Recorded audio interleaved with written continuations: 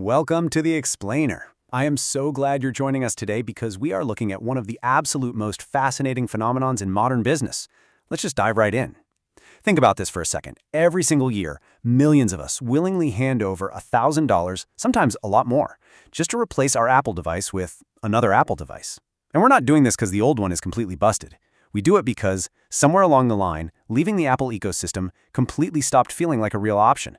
Today, we're going to unpack exactly how that happened and map out the invisible architecture that's keeping you locked in.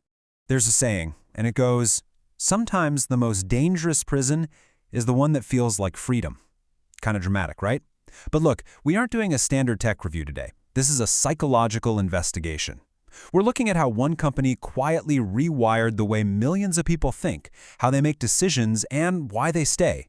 They didn't lock anyone in with actual iron bars. Instead, they built an environment that feels incredibly liberating, right up until the exact moment you try to leave.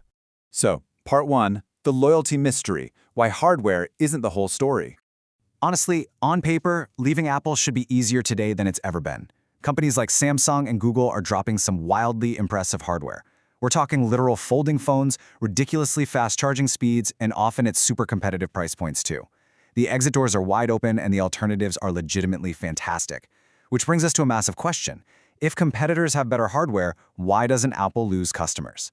Keep that question in the back of your mind as we go through this, because it is the engine of our entire investigation today. And spoiler alert, the real answer has almost nothing to do with the actual physical phone sitting in your pocket right now.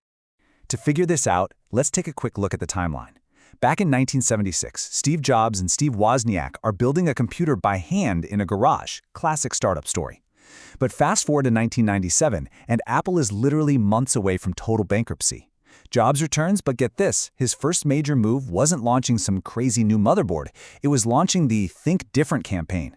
He showed footage of Einstein, Gandhi, Picasso, not a single computer in sight. He wasn't selling a machine, he was extending an invitation to an identity. And that laid the groundwork for everything from 1998 to 2015, the iMac, the iPod, the iPhone, the Apple Watch. Every single product was just another piece of a growing world you were invited to join. Moving to part 2, designing cognitive fluency, the expectation of effortlessness.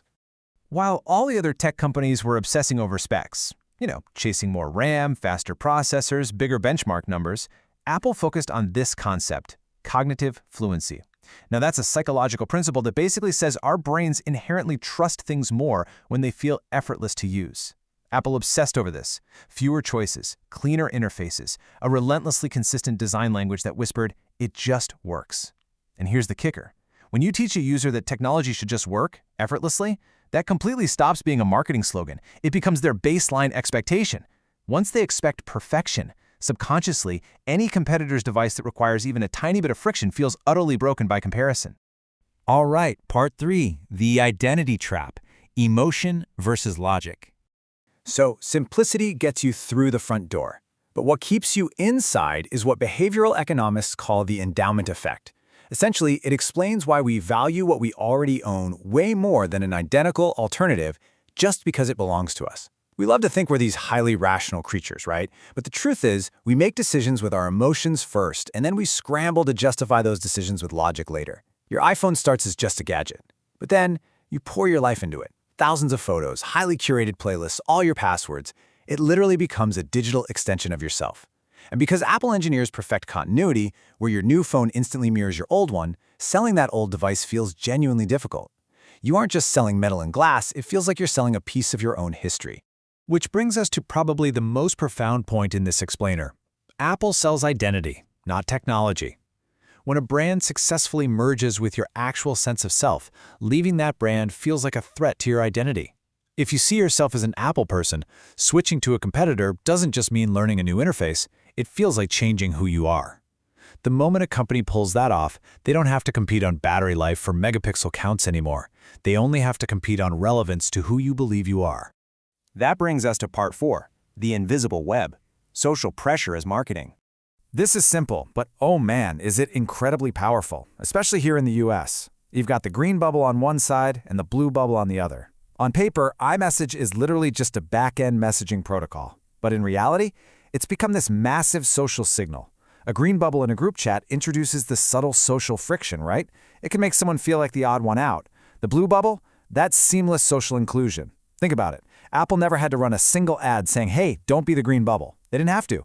The users did the marketing for them through everyday subtle social pressure. Let's look at how this builds into an inescapable net. First, it's iMessage. Then you're using AirDrop because everyone in your class or office has an iPhone. Next thing you know, you get the Apple Watch, which magically unlocks your Mac when you sit down. Then come the AirTags, silently tracking your keys on a network of a billion other devices. After that, family sharing ties your whole household to one subscription plan. Finally, Apple Pay turns your phone into your literal wallet. Now, none of these are strictly revolutionary on their own, but when you compound them, together they form an ecosystem where leaving doesn't just cost you some convenience, it actively costs you your seamless connection to the people around you. Part 5, the services engine. The twist nobody talks about. Okay, here's the big twist that almost nobody talks about. Apple absolutely does lose hardware customers every single year. People get frustrated, people switch to Android. It happens. But Apple just keeps getting richer. Why? Because they figured out they don't need every single customer to stay forever. They just need the ecosystem to expand faster than people can abandon it. 2.5 billion active devices. That is the staggering reality as of early 2026. 2.5 billion. The hardware, those beautifully designed phones and watches, that's just the bait. It's the shiny lure they use to bring billions of people right into the walled garden. And once you're inside that garden, we hit this second massive number, $100 billion in services revenue. This is the real engine, and it's been hiding in plain sight. We're talking iCloud, Apple Music, Apple TV Plus, the App Store. In fiscal 2025, services crossed that $100 billion mark for the very first time. Just to put that into perspective, by late 2025, in a single quarter, services generated a record $30 billion. That's just wild. But the real story here is the margin contrast. Hardware margins sit around 35%, which, is good. But services margins? Those are towering at 70 to 75%. Apple is highly profitably selling you a continuously renewing monthly subscription to your own digital identity. The phone was never the final product. The ecosystem was. Now, it is important to point out that this ecosystem is not without some significant, well-documented scrutiny. Critics raise very valid concerns about strict repairability restrictions that really frustrate users in third-party repair shops. The high-pricing models definitely create a steep barrier to entry. And on a global scale, there are mounting antitrust concerns regarding just how tightly Apple controls the App Store and its software ecosystem. These are serious criticisms. Yet, what's fascinating is that despite all of this friction and regulatory heat, the core customer loyalty just remains remarkably unbroken. Which leads us to part 6, the ultimate mode. Why the competition is fighting the wrong war. Competitors are constantly trying to win customers away with a better camera, a faster chip, or a screen that folds in half. They are fighting product versus product. They're out there saying, hey, our phone is better than your phone. But Apple is fighting system versus system. Imagine someone offers you an incredibly advanced, beautifully designed steering wheel. Would you rip apart your entire car just to use that one steering wheel? Of course not, because a car is an integrated system. Your iPhone talks to your watch, which syncs to iCloud, which your Mac reads instantly, all while your AirPods are seamlessly switching between them all. A competitor simply cannot overnight recreate 15 years of deeply integrated hardware and software syncing. That right there is a decade-long moat. Which leaves us with this final, provocative thought. They build the hardest products to walk away from. Apple never just sold phones. They sold certainty, convenience, and identity. And it proves a really fundamental lesson about human psychology and business. The companies that ultimately win the loyalty game don't always build the absolute best standalone products. They build the hardest ecosystems to walk away from. So the next time you go to upgrade your device, you kind of have to ask yourself, are you buying a new piece of technology, or are you just paying rent on your own identity?